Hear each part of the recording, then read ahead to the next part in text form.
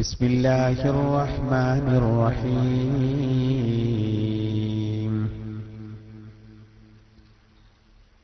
يسبح لله ما في السماوات وما في الأرض الملك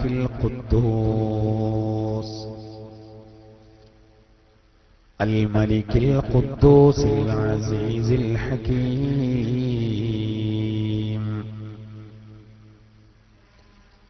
هو الذي بعث في الأميين رسولا منهم يتلو عليهم آياته ويزكيهم ويعلمهم الكتاب والحكمة وإن كانوا من قبل لفي ضلال مبين وآخرين منهم لما يلحقوا بهم وهو العزيز الحكيم ذلك فضل الله يؤتيه من يشاء والله ذو الفضل العظيم صدق الله العلي ബഹുമാനപ്പെട്ട സഹോദരങ്ങളെ, അല്ലാഹു സുബ്ഹാനഹു വ തആല വിശുദ്ധ ഖുർആനിന്റെ ഹക്ക് കൊണ്ട് ബറക്കത്ത് കൊണ്ട് നമ്മുടെയും അതുപോലെ നമ്മുടെ മാതാപിതാക്കൾ, നമ്മോട് ബന്ധപ്പെട്ടവർ എല്ലാവരിൽ നിന്നും സംഭവിച്ചു പോയ ചെറുതും വലുതുമായ തെറ്റുകളെ അല്ലാഹു മാഫാക്കി തരുമാറാവട്ടെ. എല്ലാവരിലുമുള്ള രോഗങ്ങൾക്ക് അല്ലാഹു പരിപൂർണ ശമനം നൽകുമാറാവട്ടെ. പ്രത്യേകം ദുആ കൊണ്ട് വസിയ്യത്ത് ചെയ്ത ധാരാളം ആളുകളുണ്ട്. അല്ലാഹു തആല അവരുടെയൊക്കെ എല്ലാ വിഷമങ്ങളും തീർത്തു കൊടുക്കുമാറാവട്ടെ. വിശുദ്ധ ഖുർആനുമായി ബന്ധപ്പെട്ടുള്ള നമ്മുടെ ഈ പ്രവർത്തനങ്ങൾക്ക് അല്ലാഹു പരിപൂർണ കൂലി നൽകുമാറാവട്ടെ. ഇതിലൊക്കെ പങ്കെടുക്കുന്നതിന്റെ ബറക്കത്ത് കൊണ്ട് അല്ലാഹു നമ്മുടെ എല്ലാവരുടെയും ഉപജീവനത്തിൽ, ജോലികളിൽ അല്ലാഹു വിശാലത പ്രദാനം ചെയ്യുമാറാവട്ടെ. ക്ലാസ് റൂം വഴിയും മറ്റും ഇത് ശ്രവിച്ചുകൊണ്ടിരിക്കുന്ന ധാരാളം സഹോദരങ്ങളുണ്ട്. അല്ലാഹു തആല അവരുടെയൊക്കെ നല്ല ഉദ്ദേശങ്ങളെ പൂർത്തീകരിച്ചു കൊടുക്കുമാറാവട്ടെ. പ്രത്യേകിച്ച് വിദേശങ്ങളിലുള്ള നമ്മുടെ സഹോദരങ്ങൾ, അവരുടെയൊക്കെ എല്ലാ പ്രയാസങ്ങളും അല്ലാഹു തീർത്തു കൊടുക്കുമാറാവട്ടെ. ജോലികളിൽ അല്ലാഹു ബർക്കത്ത് നൽകുമാറാവട്ടെ. നമുക്കെല്ലാവർക്കും ഇതുപോലെ സ്വർഗത്തിൽ ഒരുമിച്ച് കൂടാൻ അല്ലാഹു തൗഫീഖ് നൽകുമാറാവട്ടെ. ആമീൻ. ഇന്നൊരു പുതിയ സൂറത്തിന്റെ വിശദീകരണം നമ്മൾ തുടങ്ങുകയാണ്. സൂറത്തുൽ ജുമുഅ. ജുമുഅ സൂറത്തിലേക്ക്, അതിന്റെ വിശദീകരണത്തിലേക്ക് പ്രവേശിക്കുന്നതിന് മുമ്പ്, കഴിഞ്ഞ ക്ലാസ്സിൽ നമ്മുടെ പള്ളിയോട് ബന്ധപ്പെട്ട് നമ്മുടെ ക്ലാസ് നടക്കുന്ന നമ്മുടെ ഈ പള്ളിയുടെ ചില പണികൾക്ക് വേണ്ടി ചില സഹായങ്ങൾ വേണമെന്ന് നമ്മൾ പറഞ്ഞ് വളരെ സന്തോഷപൂർവ്വം നമ്മുടെ സഹോദരങ്ങൾ പലരും അത് ഏറ്റെടുത്തു. അതിലേക്കുള്ള സിമന്റ്, അതുപോലെ തന്നെ മണല്, മെറ്റല്, ഇതൊക്കെ നമ്മുടെ സഹോദരങ്ങൾ ഏറ്റെടുത്തിട്ടുണ്ട് എന്നുള്ള സന്തോഷ വാർത്ത അറിയിക്കുകയാണ്. ഇനി അതിലേക്കുള്ള കമ്പി, അതിലേക്ക് ഒരു 4-5 സഹോദരങ്ങൾ നൽകിയിട്ടുണ്ട് പ്രത്യേകം ദുആ ചെയ്യാൻ വേണ്ടി. എന്നാലും കുറച്ചുകൂടി അതിലേക്ക് കുറവുണ്ട് എന്ന് നമ്മുടെ ഉത്തരവാദപ്പെട്ട ആളുകൾ ഒരു 8000 രൂപയുടെ കുറവ് കൂടി ഉണ്ട് എന്ന് അറിയിച്ചിട്ടുണ്ട്. ഞാൻ തുടക്കത്തിൽ തന്നെ സൂചിപ്പിക്കുകയാണ്. ഇനി ആരെങ്കിലും താല്പര്യമുള്ളവർ അതിലേക്ക് നൽകണമെന്ന് അറിയിക്കാം. ഇന്ന് നമ്മൾ തുടക്കം കുറിക്കുന്ന സൂറത്ത് മുനാഫിഖൂന സൂറത്ത് കഴിഞ്ഞ ക്ലാസ്സിൽ നമ്മൾ പൂർത്തീകരിച്ചു. ജുമുഅ സൂറത്താണ്, അതിന്റെ ആദ്യ ഭാഗമാണ്. 16 ഈ സൂറത്തിലെ ആദ്യത്തെ 4 ആയത്തുകളാണ് ഇന്ന് നമ്മൾ വിശദീകരിക്കുന്നത്. ഈ സൂറത്തിന്റെ പേര് അറിയിക്കുന്നത് പോലെ തന്നെ ജുമുഅ. നമുക്കെല്ലാവർക്കും അറിയാം, ആഴ്ചയിലെ വളരെ പ്രധാനപ്പെട്ട നമ്മുടെ ഒരു പുണ്യദിനമാണ്, ആഘോഷ ദിനമാണ് വെള്ളിയാഴ്ച ദിവസം. ഇൻഷാ അല്ലാഹ് അതിന്റെ വിശദീകരണം നമുക്ക് അത് സംബന്ധമായിട്ടുള്ള ആയത്ത് വിശദീകരിക്കുമ്പോൾ പറയും. ഈ സൂറത്ത് ഇൻഷാ അല്ലാഹ് നമ്മൾ വിശദീകരിക്കുമ്പോൾ വെള്ളിയാഴ്ചയുടെ മഹത്വം, നമ്മൾ പ്രത്യേകം ചെയ്യേണ്ട കാര്യങ്ങൾ, അതൊക്കെ ഈ സൂറത്തിന്റെ വ്യാഖ്യാനത്തിൽ വിശദീകരണത്തിൽ നമ്മൾ പഠിക്കേണ്ടതാണ്. ഇൻഷാ അല്ലാഹ് അത് സംബന്ധമായ ആയത്തെത്തുമ്പോൾ നമുക്കത് വിശദീകരിക്കാം. വെള്ളിയാഴ്ച ജുമാ നിസ്കാരത്തിൽ ഒന്നാമത്തെ റക്അത്തിൽ പ്രത്യേകം ഓതൽ സുന്നത്തുള്ള സൂറത്താണ് സൂറത്തുൽ ജുമാ. ഒരുപാട് മഹത്വങ്ങളുള്ള ഈ സൂറത്ത്, ഒരുപാട് പ്രധാനപ്പെട്ട വിഷയങ്ങൾ ഇതിൽ വരുന്നുണ്ട്. ഇതിന്റെ ആദ്യ ഭാഗം ഇൻഷാ അല്ലാഹ് ഇന്ന് നമുക്ക് വിശദീകരിക്കാം. ഒന്നാമത്തെ ആയത്ത് തന്നെ അള്ളാഹുവിന്റെ പ്രധാനപ്പെട്ട 5 നാമങ്ങൾ അടങ്ങിയ സുപ്രധാനമായ ഒരായത്താണ് ജുമുഅ സൂറത്തിലെ ഒന്നാമത്തെ ആയത്ത്. അസ്മാഉൽ ഹുസ്നയിൽ നിന്ന് അതിശ്രേഷ്ഠമായ വചനങ്ങൾ ചില ആയത്തുകളിൽ, ചില ഭാഗങ്ങളിൽ ആവർത്തിച്ച് വരും. നമുക്ക് വരാൻ പോകുന്ന ഒരു സൂറത്ത് അൽ ഹശ്ർ. 20ഓളം അള്ളാഹുവിന്റെ പേരുകൾ ആവർത്തിച്ചു വരുന്നുണ്ട്. എന്നതുപോലെ ജുമുഅ സൂറത്തിലെ ഒന്നാമത്തെ ആയത്തിൽ അള്ളാഹു മലിക്, ഖുദ്ദൂസ്, അസീസ്, ഹകീം എന്നീ പേരുകൾ ഒറ്റ ആയത്തിൽ തന്നെ വരികയാണ്. അതുതന്നെ ഈ സൂറത്തിന്റെ മാഹാത്മ്യം വിളിച്ചോതുന്നു. അഊദു ബില്ലാഹി മിനശ് ശൈത്വാനിർ റജീം. ബിസ്മില്ലാഹിർ റഹ്മാനിർ റഹീം.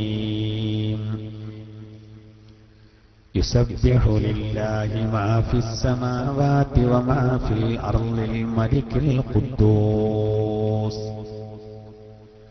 അൽ-മലിക്കിൽ ഖുദ്ദൂസിൽ അസീസിൽ ഹകീം.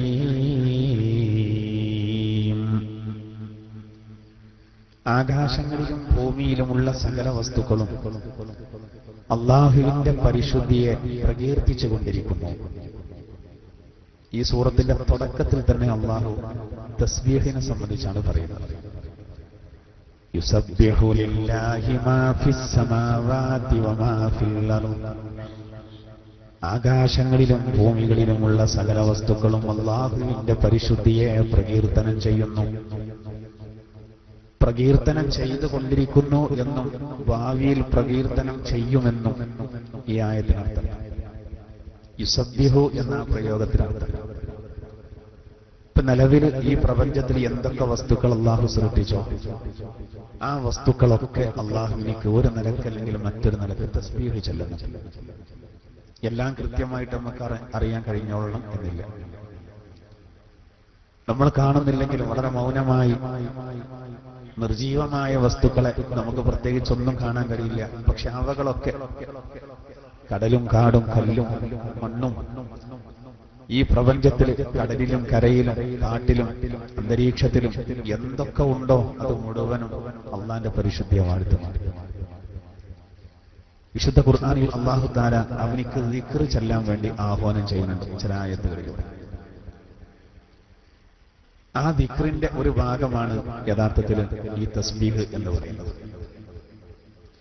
ഖുർആനിൽ അല്ലാഹു സുബ്ഹാനഹു വ തആല അത് സംബന്ധമായിട്ട് ഒരുപാട് ആയത്തുകൾ പറയുന്നുണ്ട്.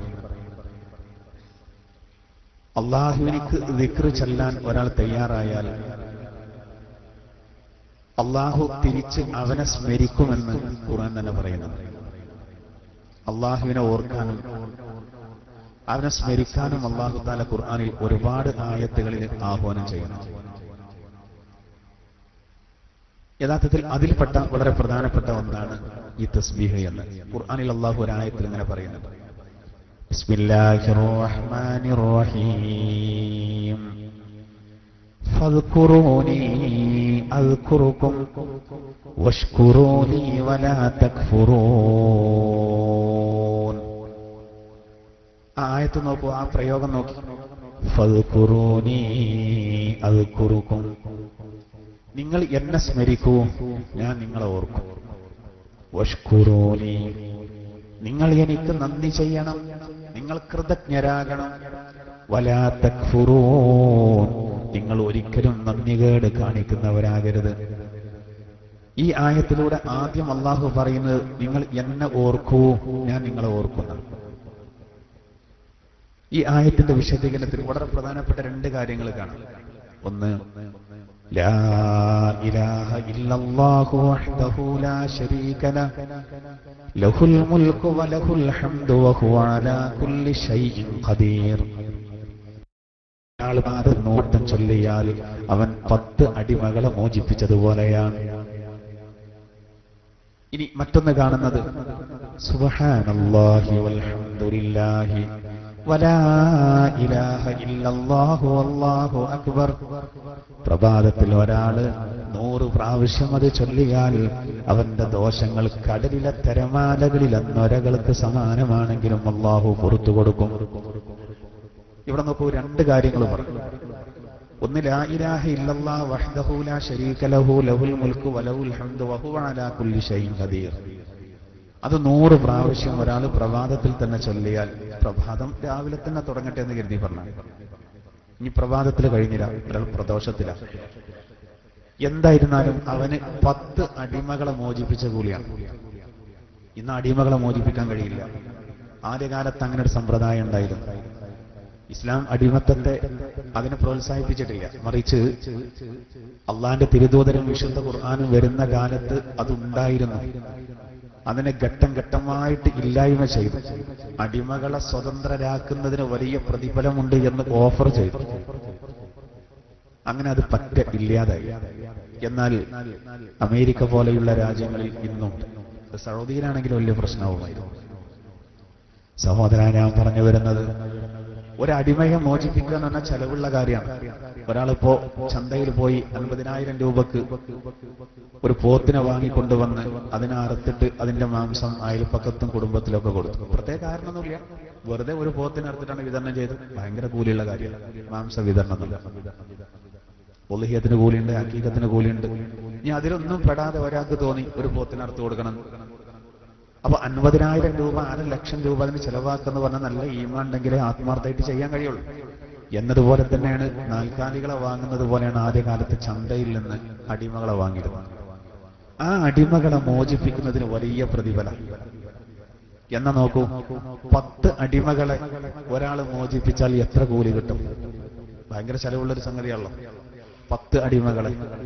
ആ കൂലി ഒറ്റടിക്ക് വാരാനുള്ള ഒരു വഴിയാണ് ലാ ഇലാഹ ഇല്ലല്ലാഹു വഹ്ദഹു ലാ ശരീക ലഹു ലഹുൽ മുൽക്കു വലഹുൽ ഹംദു വഹുവ അലാ കുല്ലി ശൈഇൻ ഖദീർ. 100 വട്ടം. ഇനി അതിൽ വരുന്ന മറ്റൊരു സംഗതിയാണ് നമ്മുടെ ഈ വിഷയത്തോട് ബന്ധപ്പെട്ടത്. അവിടെ ലാ ഇലാഹ ഇല്ലല്ലാഹ് ആദ്യത്തിലാണ്.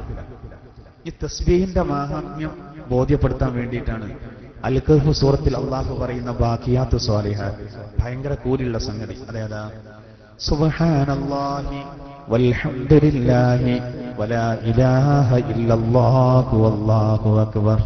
അവിടെ ലാ ഇലാഹ ഇല്ലല്ലാഹ് വരുന്നുണ്ട്, പക്ഷേ ഇടയിലാണ്. ആദ്യം തസ്ബീഹ് കൊണ്ടാണ് തുടങ്ങുന്നത്. പെരുന്നാൾ നിസ്കാരങ്ങളുടെ തക്ബീറുകൾക്കിടയിൽ ചെല്ലുന്നത്. സഹോദര, 4 റക്അത്തുള്ള തസ്ബീഹ് നിസ്കാരത്തിൽ 300 പ്രാവശ്യം നമ്മൾ ചൊല്ലുന്നതും ഇതേ തസ്ബീഹ്. കഅബ തവാഫ് ചെയ്യുമ്പോൾ ലോക മുസ്ലിമീങ്ങൾ ഏറ്റവും കൂടുതൽ ചൊല്ലുന്നതും അത് തന്നെ. സുബ്ഹാനല്ലാഹി വൽഹംദുലില്ലാഹി വലാ ഇലാഹ ഇല്ലല്ലാഹു വല്ലാഹു അക്ബർ. സുബ്ഹാനല്ലാഹി വൽഹംദുലില്ലാഹി വലാ ഇലാഹ ഇല്ലല്ലാഹു വല്ലാഹു അക്ബർ. സുബ്ഹാനല്ലാഹി വൽഹംദുലില്ലാഹി വലാ ഇലാഹ ഇല്ലല്ലാഹു വല്ലാഹു അക്ബർ. സുബ്ഹാനല്ലാഹി വൽഹംദുലില്ലാഹി വലാ ഇലാഹ ഇല്ലല്ലാഹു വല്ലാഹു അക്ബർ. ഒരു 100 വട്ടം ചൊല്ലാൻ കഴിഞ്ഞാൽ അള്ളാന്റെ തിരുദൂതർ പറഞ്ഞത് കടലിലെ തിരമാലകളിലെ നൊരകൾക്ക് സമാനം തെറ്റുകൾ വന്നാലും പൊറുക്കപ്പെടുന്നതാണ്. തസ്ബീഹ് വലിയൊരു സംഗതിയാണ്. നമ്മൾ നേരത്തെ അതിന്റെ വിവിധ വശങ്ങൾ കഴിഞ്ഞ സൂറത്തുകളിലൊക്കെ ഇടക്ക് തസ്ബീഹ് വരുന്ന ഭാഗങ്ങൾ പറഞ്ഞതാണ്. അള്ളാഹു ആകട്ടെ ഇത് ആവർത്തിച്ചിങ്ങനെ പറയുന്നത് എപ്പോഴും മനുഷ്യന്റെ ചിന്ത ആ വിഷയത്തിൽ വരാൻ വേണ്ടിയാണ്, എപ്പോഴും വരാൻ വേണ്ടിയിട്ട്. എന്തായിരുന്നാലും അള്ളാഹു പറയുന്നത് യുസബ്ബിഹു ലില്ലാഹി മാ ഫിസ് സമാവാതി വമാ ഫിൽ അർദ്. ആകാശഭൂമികളിലുള്ള സകല വസ്തുക്കളും അവന്റെ പരിശുദ്ധിയെ പ്രകീർത്തിച്ചുകൊണ്ടിരിക്കുന്നു. ആരാണ് അല്ലാഹു? എന്താ അതിന്റെ കാരണം? അവൻ ആരാ? അൽ മലിക്കിൽ ഖുദ്ദൂസിൽ അസീസിൽ ഹകീം. അവൻ രാജാവാണ്, അതോടുകൂടെ അവൻ മഹാപരിശുദ്ധനാണ്, അവൻ പ്രതാപശാലിയാണ്, അതോടുകൂടെ അവൻ അഗാധജ്ഞാനിയുമാകുന്നു. അവൻ മലിക്കാണ് എന്നാണ് അല്ലാഹു തആല പറയുന്നത്. അല്ലാഹു തആല മലിക്കാണവൻ, രാജാധിപനാണവൻ. എല്ലാ രാജാക്കന്മാരുടെയും രാജാവാണ് അല്ലാഹു. കാരണം ഇന്ന് ലോകത്ത് ഭരണം നടത്തുന്ന ഒരുപാട് ആളുകളുണ്ട്. എന്നാൽ അവരെ പോലെന്നല്ല അല്ലാഹു സുബ്ഹാനഹു വ തആല എല്ലാവരുടെയും രാജാവാണ്. പരമാധികാരം അല്ലാഹുവിനിക്കാണ്. ഇത് സംബന്ധമായി അല്ലാഹു തആല ഖുർആനിൽ ആലു ഇമ്രാൻ സൂറത്തിലെ 26-ാമത്തെ വചനത്തിലൂടെ ഈ കാര്യം പറയുന്നുണ്ട്. അതാവട്ടെ കടം വീടാൻ നമ്മൾ പ്രത്യേകം ഓതേണ്ട ആയത്താണ്. കടം എന്ന് പറയുന്ന ഒരു മനുഷ്യന് സ്വാസ്ഥ്യം നഷ്ടപ്പെടുത്തുന്ന ഒന്നാണ്. അനുവദനീയമായ വിഷയങ്ങളിൽ ഇടപെട്ട് തന്നെ കടങ്ങൾ വന്ന് ചിലപ്പോൾ നമ്മുടെ പ്രതീക്ഷകളൊക്കെ തകിടം മറിഞ്ഞ് പദ്ധതികളൊക്കെ തകർന്ന് ഒരുപാട് ലക്ഷങ്ങൾ കടം വന്ന് പ്രയാസപ്പെടുന്ന ആളുകൾ സ്വദേശത്തും വിദേശത്തും ഒരു ആത്മീയ വിഷയമാണ്. ആലു ഇമ്രാൻ സൂറത്തിലെ 26-ാമത്തെ വചനം ഓതിയിട്ട് അല്ലാഹുവോട് ദുആ ചെയ്യാം. അതിൽ ഈ വിഷയം പറയാം. ബിസ്മില്ലാഹിർ റഹ്മാനിർ റഹീം. ഖുലില്ലാഹുമ്മ മാലിക്കൽ മുൽക്ക് തു'തിൽ മുൽക മൻ തശാ വതൻസിഉൽ മുൽക മിമ്മൻ തശാ وتعز من تشاء وتذل من تشاء بيدك الخير إنك على كل شيء قدير. ഇതാണ് ആലു ഇമ്രാൻ സൂറത്തിലെ 26-ാമത്തെ ആയത്ത്. ഈ ആയത്ത് ഓതിയിട്ട് കടം വീടാൻ വേണ്ടി നമ്മൾ പ്രത്യേകം ദുആ ചെയ്യണമെന്നാണ് ഉണ്ടെങ്കിൽ, അല്ലെങ്കിൽ വരാതിരിക്കാൻ ദുആ. ഖുലില്ലാഹുമ്മ മാലിക്കൽ മുൽക്ക്. താങ്കൾ പറയണം, അല്ലാഹു നമ്മളോട് കൽപ്പിക്കണം എങ്ങനെയാണ് ദ്വാരക്കേണ്ടത്. ഖുലില്ലാഹുമ്മ മാലിക്കൽ മുൽക്ക്, രാജാതിരാജനായ അല്ലാഹ്, തൂതിൽ മുൽക മൻ തശാ, നീ ഉദ്ദേശിച്ചവർക്ക് നീ അധികാരം നൽകും. വതൻസിഉൽ മുൽക മിമ്മൻ തശാ, നീ ഉദ്ദേശിച്ചവരിൽ നിന്ന് അധികാരം നീ തിരിച്ചു വാങ്ങും. വതുഇസ്സു മൻ തശാ, നീ ഉദ്ദേശിച്ചവർക്ക് നീ ഇസ്സത്ത് നൽകും. വതുദില്ലു മൻ തശാ, നീ ഉദ്ദേശിച്ചവർക്ക് നീ അപമാനം നൽകും. നീ ഉദ്ദേശിച്ചവർക്ക് നീ ആത്മാഭിമാനം നൽകും. നീ ഉദ്ദേശിച്ചവർക്ക് അപമാനം നൽകും. ബിയദികൽ ഖൈർ, നന്മ മുഴുവനും റബ്ബേ നിന്റെ അധീനതയിലാണ്. ഇന്നക അലാ കുല്ലി ഷൈഇൻ ഖദീർ, അല്ലാഹുവേ നീ സകല കാര്യങ്ങൾക്കും കഴിവുള്ളവനാകുന്നു. ഈ ആയത്തിൽ അധികാരത്തെ പറ്റി അല്ലാഹു തആല പറയാണ്. ഇവിടെയും അല്ലാഹു പറയുന്നത് അൽ മലിക്, അവൻ രാജാതിരാജനാണ്. അൽ ഖുദ്ദൂസ്, മഹാപരിശുദ്ധനാണവൻ. അല്ലാഹു തആല മഹാപരിശുദ്ധനാണ്. അല്ലാഹുവിന്റെ പ്രധാനപ്പെട്ട പേരാണ് ഖുദ്ദൂസ് എന്ന് പറയുന്നത്. ജനങ്ങൾക്കിടയിൽ ജീവിക്കുമ്പോൾ ഒരാൾക്ക് നല്ല സന്തോഷം ലഭിക്കാൻ ഖുദ്ദൂസ് എന്ന് പറയുന്ന അല്ലാഹുവിന്റെ നാമം അധികരിപ്പിക്കണമെന്നാണ്. വെറുതെ അങ്ങനെ ചൊല്ലുക, യാ ഖുദ്ദൂസ് അല്ലെങ്കിൽ ഖുദ്ദൂസ്, അല്ലാഹുവിന്റെ നാമമാണ് എന്ന ആ വിചാരത്തോടെ ആത്മാർത്ഥമായി ഒരാള് അല്ലാഹുവിന്റെ ഈ നാമം പതിവാക്കിയാൽ അവൻ ജനങ്ങൾക്കിടയിൽ ജീവിക്കുമ്പോൾ അവന് വളരെ ഹാപ്പിയിലാവും, വളരെ സന്തോഷത്തിലാവും. അത് വളരെ പ്രധാനപ്പെട്ട ഒരു കാര്യമാണ്. നമ്മളോട് മറ്റുള്ളവർ വെറുക്കുന്നൊരവസ്ഥ, അങ്ങനെ ആ വെറുപ്പുണ്ട് എന്ന് നമുക്ക് തോന്നുന്നൊരവസ്ഥ നിങ്ങൾ ആലോചിച്ച് നോക്കൂ. ഒരു സമാധാനമില്ലേ, ഒരു റാഹത്തുണ്ടാവില്ല. എന്നാൽ സഹോദരാ, ജനങ്ങൾക്കിടയിൽ ഇഷ്ടപ്പെട്ടവനാകാൻ സന്തോഷകരമായ ജീവിതം ഖുദ്ദൂസ് എന്ന അല്ലാഹുവിന്റെ നാമം നമ്മൾ അത് പതിവാക്കണമെന്നാണ്. അതോടുകൂടെ തന്നെ ഒരാൾക്ക് അല്ലാഹു നൽകുന്ന വലിയ നിഅമത്താണ് ഇസ്സത്ത് എന്ന് പറയുന്നത്. അൽ അസീസ്, അല്ലാഹു അസീസാണ്. യാ അസീസ് എന്നുള്ള അല്ലാഹുവിന്റെ ആ നാമം ഐശ്വര്യം ലഭിക്കണം എന്നുള്ള ഉദ്ദേശത്തോടു കൂടെ നമ്മൾ അധികരിപ്പിക്കണം. അതോടുകൂടെ ഹക്കീം എന്ന് പറഞ്ഞാൽ അല്ലാഹു അഗാധജ്ഞാനിയാണ്, വലിയ വിവരത്തിന്റെ ഉടമയാണ്. അവൻ അലീം മാത്രമല്ല, അവൻ ഹക്കീം കൂടിയാണ്. അപകടങ്ങളിൽ നിന്നും വിപത്തിൽ നിന്നും രക്ഷപ്പെടാനും രോഗങ്ങളിൽ നിന്ന് രക്ഷപ്പെടാനും ഹക്കീം എന്ന അള്ളാഹുവിന്റെ നാമം ആവർത്തിച്ച് ചൊല്ലണമെന്ന് മഹാന്മാർ വിശദീകരിക്കുന്നുണ്ട്. അള്ളാഹുവിന്റെ ഓരോ അസ്മാഉൽ ഹുസ്നയിൽ നിന്ന് ഓരോ പേരുകൾക്കും അതിൻ്റെതായ മഹത്വം. ഹക്കീം എന്ന അള്ളാഹുവിന്റെ പേര് നമുക്കിപ്പോ ചെലവൊന്നുമില്ലല്ലോ. യാ ഹക്കീം, യാ ഹക്കീം, യാ ഹക്കീം. അങ്ങനെ ഒരു ഉദ്ദേശത്തോടു കൂടെ നമ്മൾ ചൊല്ലണം. അപകടങ്ങളിൽ നിന്ന് ഒഴിവാകാൻ, വിപത്തുകളിൽ നിന്ന്, ദുരന്തങ്ങളിൽ നിന്ന്, മുസീബത്തുകളിൽ നിന്ന്. വലിയ മുസീബത്താണ് സഹോദര, താങ്ങാൻ കഴിയാത്ത രോഗങ്ങൾ വരുന്നത്. അള്ളാഹുവോട് പറയണം. അതിന് ഉപയോഗിക്കേണ്ട ഒരു നാമമാണ് ഹക്കീം. മഹാന്മാരായ ആളുകൾ ഉദ്ധരിക്കുന്നത്. ഇനി നോക്കൂ, ഇനി അടുത്ത ആയത്തിലൂടെ അള്ളാഹു പറയുന്നത്. അപ്പൊ അള്ളാഹു താല ഈ ആയത്തിലൂടെ പഠിപ്പിക്കാണ്, ആകാശഭൂമികൾക്കിടയിലുള്ള സകല വസ്തുക്കളും അവന്റെ പരിശുദ്ധിയെ പ്രകീർത്തിച്ചുകൊണ്ടിരിക്കും. ആരാണ് അള്ളാഹു? അവൻ മലിക്കാണ്, ഖുദ്ദൂസാണ്, അസീസാണ്, ഹക്കീമാണ്. അവിടെ അള്ളാഹു വന്നു, യുസബ്ബിഹു ലില്ലാഹ്. അവിടെ അള്ളാഹു വന്നു, ആയത്ത് മലിക്ക് വന്നു, ഖുദ്ദൂസ് വന്നു, അസീസ് വന്നു, ഹക്കീം വന്നു. അള്ളാഹു നമ്മളെ ഈ പറയുന്നത്, കേൾക്കുന്നത്, പഠിക്കുന്നത് അള്ളാഹു നമ്മിൽ നിന്ന് സ്വീകരിക്കുമാറാവട്ടെ.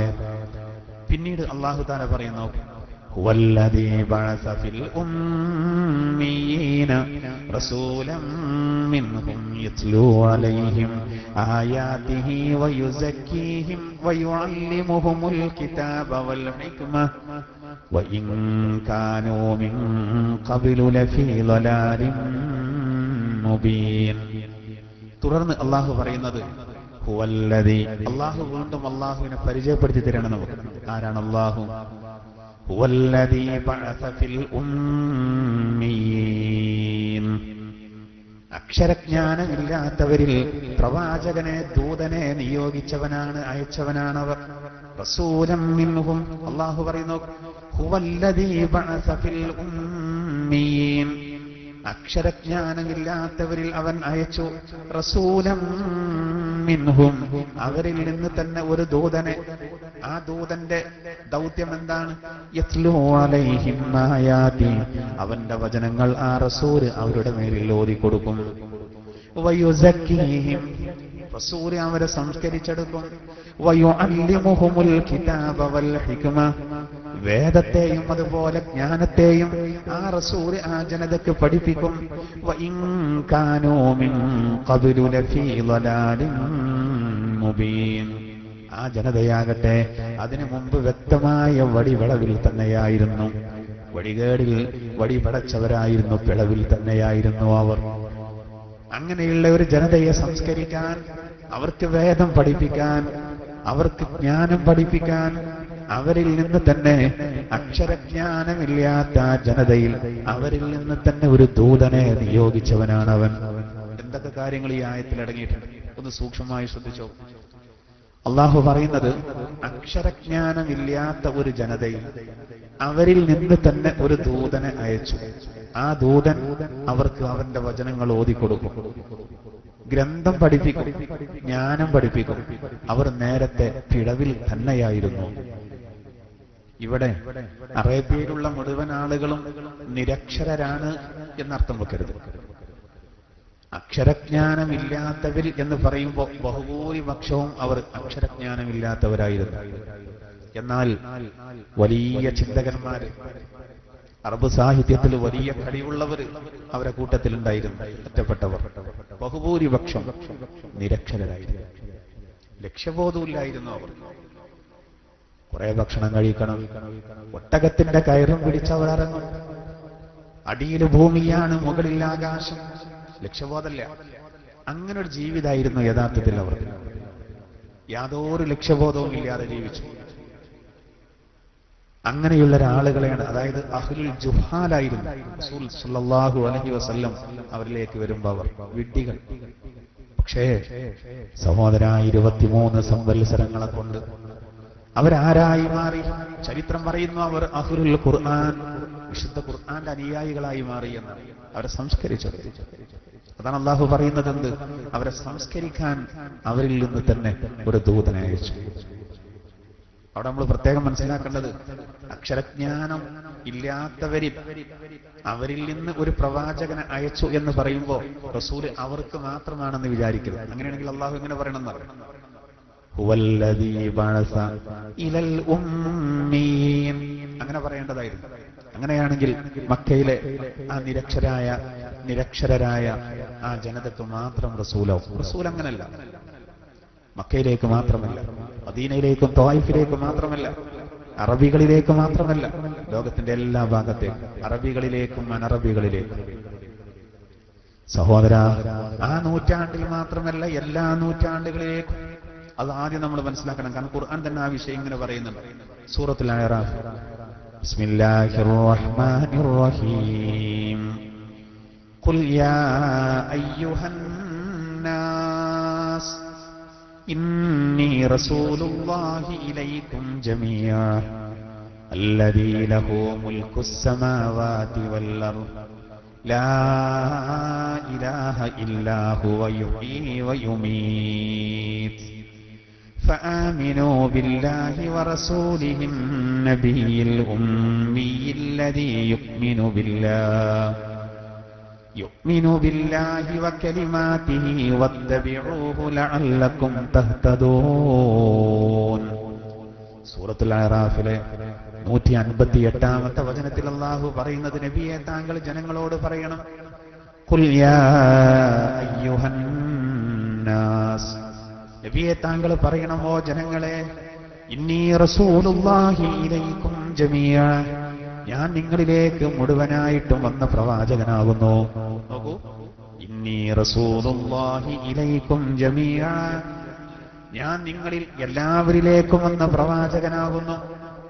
എവിടേക്ക് മാത്രമല്ല, ബാക്കിയുള്ള പ്രവാചകന്മാരൊന്നും അങ്ങനെ പറഞ്ഞിട്ടില്ല. ഈസാ നബി അലൈഹിസ്സലാത്തു വസ്സലാം തന്റെ ജനതയോട് പറഞ്ഞത് ഖുർആൻ ഉദ്ധരിക്കുന്നുണ്ട്.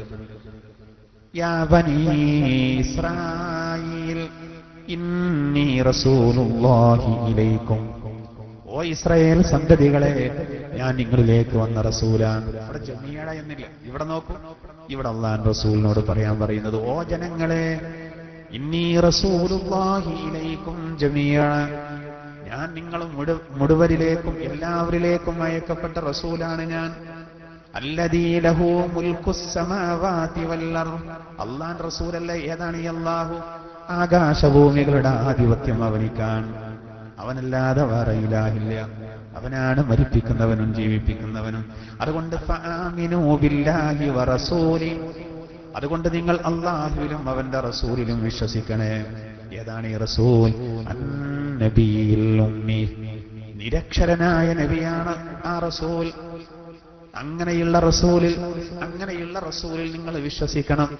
ഇവിടെ രണ്ട് കാര്യം പറഞ്ഞു. ഒന്ന്, റസൂല് മുഴുവൻ ആളുകളിലേക്കും. രണ്ട്, റസൂല് ഉമ്മിയ. റസൂല് ഉമ്മിയ ജുമുഅ സൂറത്തിനെ സൂചിപ്പിക്കുന്ന തന്നെയുള്ളൂ. ഹുവല്ലദീ ബഅസ ഫിൽ ഉമ്മീന റസൂലൻ മിൻഹും, അക്ഷരജ്ഞാനമില്ലാത്തവരിൽ അവരിൽ നിന്ന് തന്നെ റസൂലിനെ അയച്ചവനാണവൻ. ഈ റസൂലും അക്ഷരജ്ഞാനമില്ലാത്ത ആളായിരുന്നു. എന്നാൽ ഈ റസൂൽ ലോകത്തിന് മുഴുവനായിട്ട് അല്ലാഹു തആല സബ സൂറത്തിൽ പറയുന്നത്, ബിസ്മില്ലാഹിർ റഹ്മാനിർ റഹീം, വമാ അർസൽനാക ഇല്ലാ കാഫ وما أرسلناك إلا كافة للناس بشيرا ونذيرا ولكن أكثر الناس لا يعلمون.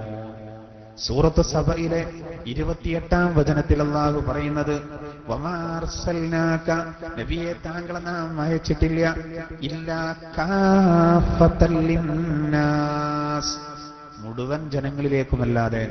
അതായത് നബിയെ താങ്കളെ നാം മുഴുവൻ ജനങ്ങളിലേക്കുമാണ് നിയോഗിച്ചത്. താങ്കളെ നാം അയച്ചത് മുഴുവൻ ജനങ്ങളിലേക്കും. എന്തിന്? ബശീറൻ വനദീറ, അങ്ങ് സന്തോഷ വാർത്ത അറിയിക്കുന്ന ആളാണ്, അതേസമയം അങ്ങ് മുന്നറിയിപ്പ് നൽകുന്ന താക്കീതുകാരനുമാകുന്നു നബിയെ.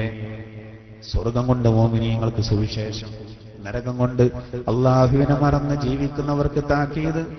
പക്ഷെ അധിക ആളുകൾക്കും അതറിയില്ല, അജ്ഞരാണ് അധിക ആളുകളും. അങ്ങ് ലോകത്തിന് ആകമാനം മുഴുവൻ ജനങ്ങളിലേക്കും അയക്കപ്പെട്ട റസൂലാണ്.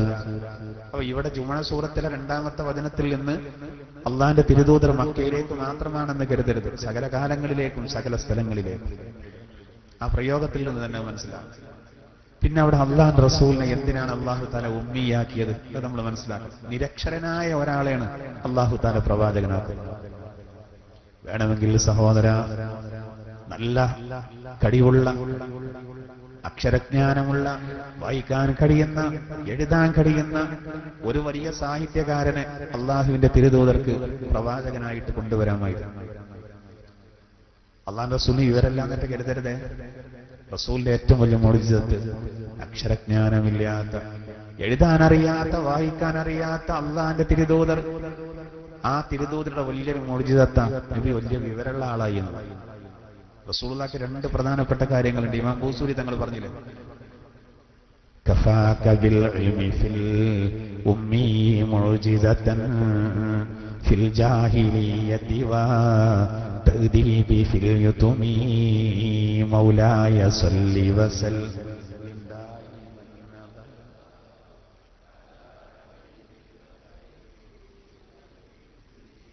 മഹാനായ ഇമാം ബൂസൂരി തങ്ങൾ പറയുന്നത്, ജാഹിലിയ്യത്തിൽ അള്ളാഹുവിന്റെ തിരുദൂതർ, അക്ഷരജ്ഞാനമില്ലാത്ത ഉമ്മിയായ റസൂൽ, ആ റസൂൽ വലിയ ജ്ഞാനിയായി എന്നത് റസൂലുള്ളാഹിന്റെ വലിയൊരു മുഅ്ജിസത്താകുന്നു. ഒരു വലിയ മുഅ്ജിസത്താണേത്. അള്ളാഹുവിന്റെ തിരുദൂതർ ഉമ്മിയായിട്ടും വലിയ ജ്ഞാനത്തിന്റെ ഉടമയായി. അതോടുകൂടെ തന്നെ അള്ളാഹുവിന്റെ തിരുദൂതരുടെ മര്യാദ ദീക്ഷ ഒരു യതീമായിട്ടും അതും ഒരു മുഅ്ജിസത്താണ്. സാധാരണഗതിയിൽ പൂർണ്ണമായിട്ടും അനാഥരായ കുട്ടികൾ വഴിപടക്കാനുള്ള സാധ്യത കൂടുതലാണ്. വാപ്പാരൊക്കെ ഗൾഫിലാണെങ്കിൽ തന്നെ ചില കുട്ടികൾ വല്ലാതെ പടക്കും.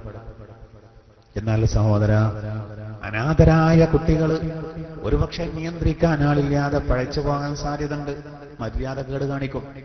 എന്നാൽ അള്ളാന്റെ തിരുദൂതർ യഥാർത്ഥത്തിൽ ചെറുപ്പത്തിലെ അനാഥനാണ്.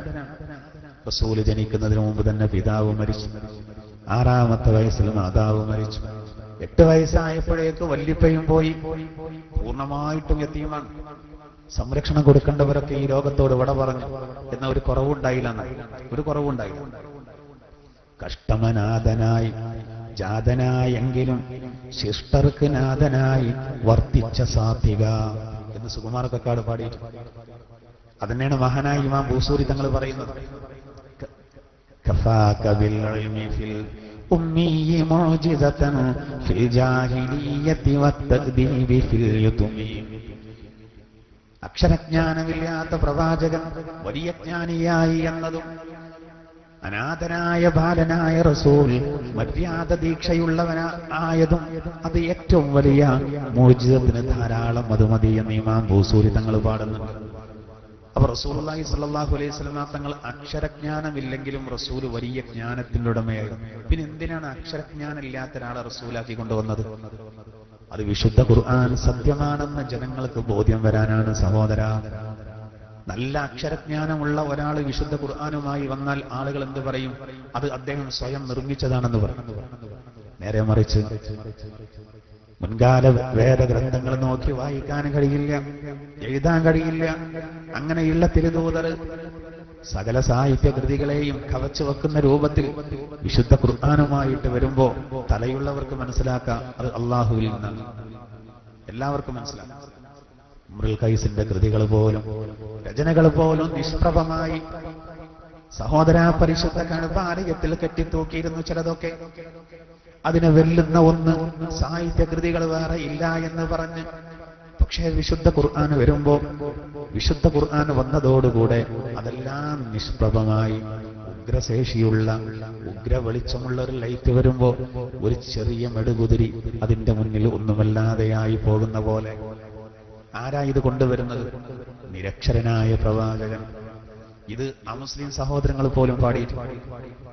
മർത്യസംസ്കാരത്തിന് മംഗലാർന്ന ജ്ഞാനത്തിൻ മൂടൽ മുങ്ങിപ്പാരമിരുളിൽ മറയവേ സത്യത്തിൻ ദയാവായ്പിൻ പാവന പ്രഭാദീപനാളവും പേറിപ്പാരിലെത്തിയ ജഗൽ പ്രഭോ.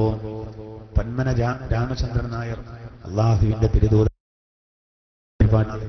ശ്രീനബിവര്യൻ തന്റെ പവിഴ ചുണ്ടിൽ നിന്നും വാർന്ന വാങ്ങും മധുവത തൊടുത്തു തുളുമ്പുന്നു. കെ അച്യുതൻ പിള്ള അള്ളാഹുവിന്റെ തിരുദൂതരെ പറ്റി പാടിയതാണ്. മുസ്ലിങ്ങൾ വരെ ഈ കാര്യം വാഴ്ത്തിയിട്ടുണ്ട്.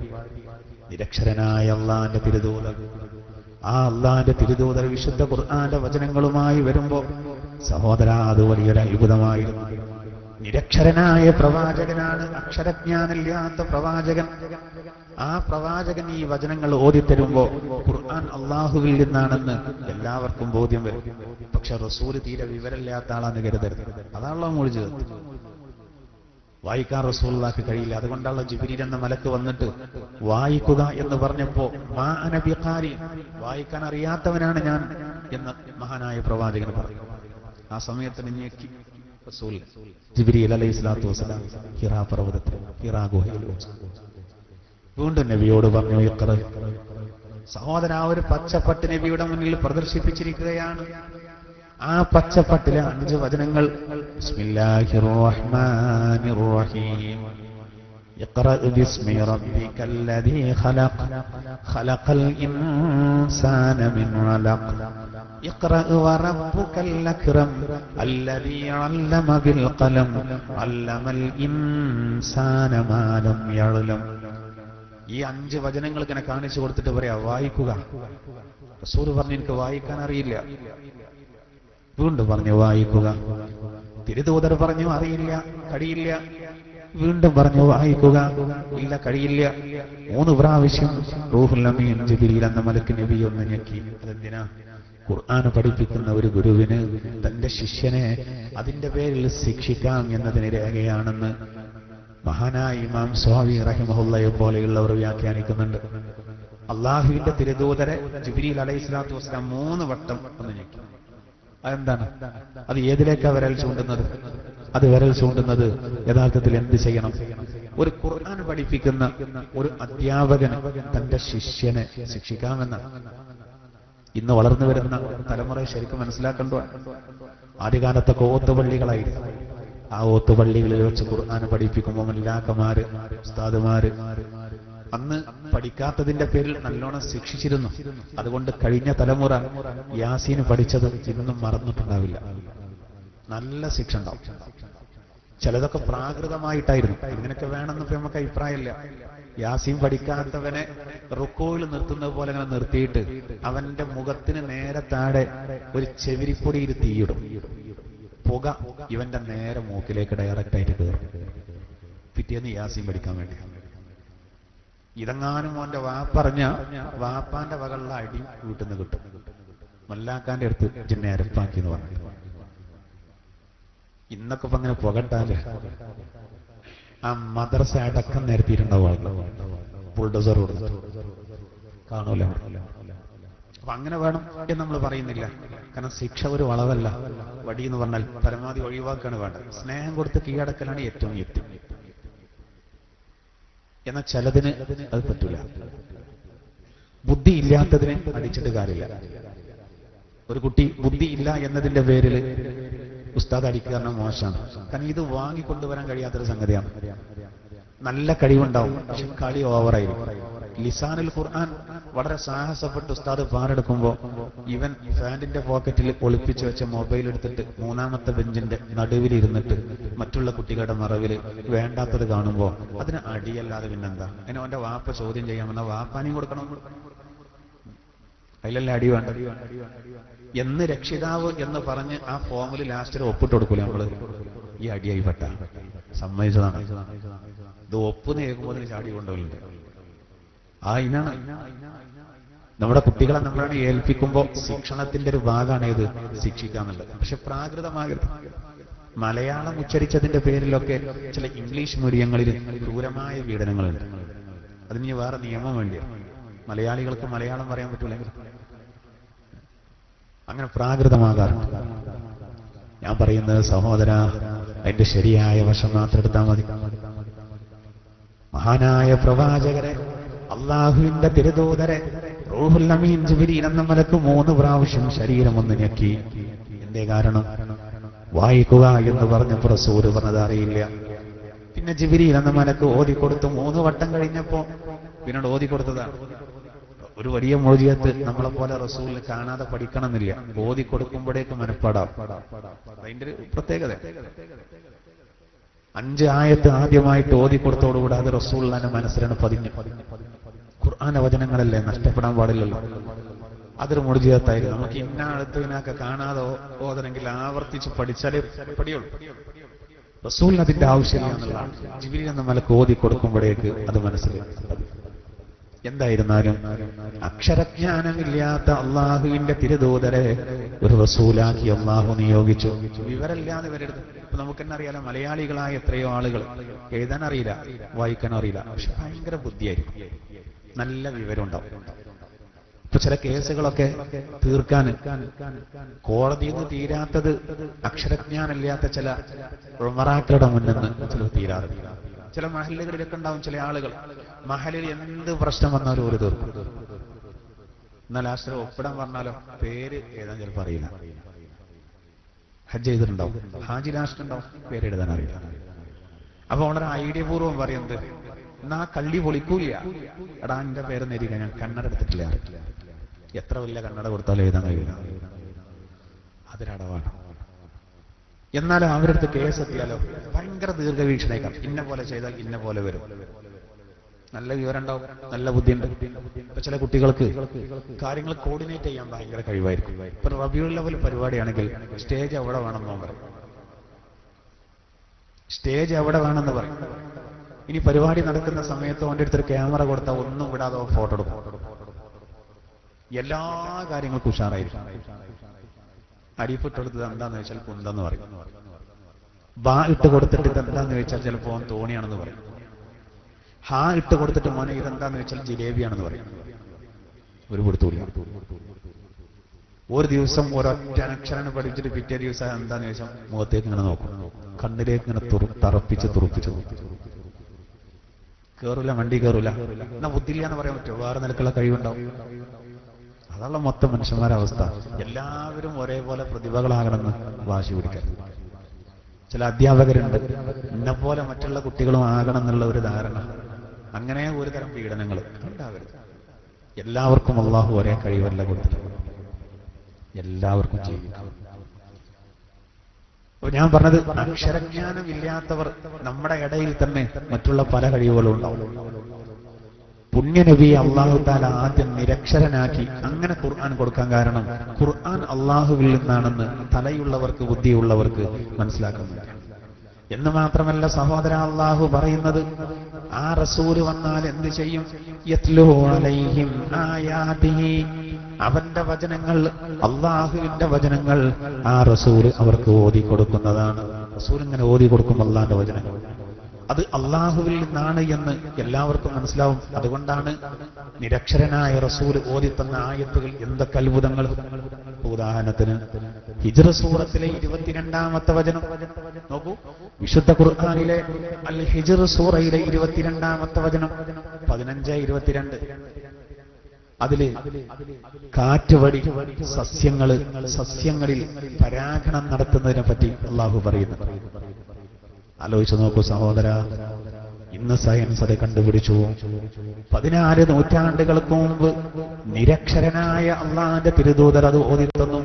ഹിജ്ർ സൂറത്തിൽ കാറ്റുവടി അള്ളാഹു താല സസ്യങ്ങളിൽ പരാഗണം നടത്തുന്നത് എങ്ങനെ നിരക്ഷരനായ റസൂൽ ഓതിത്തരാൻ കഴിഞ്ഞത്? അള്ളാഹുവിൽ നിന്നായതുകൊണ്ടാണ്. അങ്ങനെ എത്രയോ സംഗതികൾ സഹോദര, എത്രയോ സംഗതികൾ. അതായത് യൂറോപ്യന്മാർ ഈ വിഷയം കണ്ടുപിടിക്കുന്നതിന്റെ എത്രയോ മുമ്പ് ഒട്ടകത്തെ മേക്കുന്ന ഒന്നും അറിയാത്ത ആളുകൾ ആ വിഷയം പറഞ്ഞു എന്നർത്ഥം. അറബികൾ ആ കാര്യം പഠിപ്പിച്ചു യൂറോപ്യന്മാരെ. വിശുദ്ധ ഖുർആൻ 15-22 ആ കാര്യത്തിലേക്ക് വരയിച്ചുകൊണ്ട് അക്ഷരജ്ഞാനമില്ലാത്ത റസൂൽ ഓതിത്തന്ന വചനങ്ങളിലാണ് ഈ കാര്യങ്ങളെന്ന് നമ്മൾ മനസ്സിലാക്കുന്നത്. അതുപോലെ സഹോദര നോക്കൂ, നിങ്ങൾ ഒരു പുരുഷൻ തന്റെ ഭാര്യയുടെ ഗർഭാശയത്തിലേക്ക് സ്രവിപ്പിക്കുന്ന ഇന്ദ്രിയത്തുള്ളികളിലുള്ള ബീജഗണങ്ങളെ കൃത്യമായിട്ട് സയൻസിന് മനസ്സിലാക്കാൻ കഴിഞ്ഞത് അതിനെപ്പറ്റിയുള്ള പഠനങ്ങൾ, പ്രത്യേകിച്ചൊരു പെണ്ണിന്റെ ഗർഭപാത്രത്തിലെ മാറ്റങ്ങളെ പറ്റി 18-ാം നൂറ്റാണ്ടിലാണ്. സഹോദര, വിശുദ്ധ ഖുർആനിൽ അൽ മുഅ്മിനൂന സൂറത്തിലൂടെ അല്ലാഹു 7-ാം നൂറ്റാണ്ടിൽ ഈ കാര്യം പഠിപ്പിച്ചു.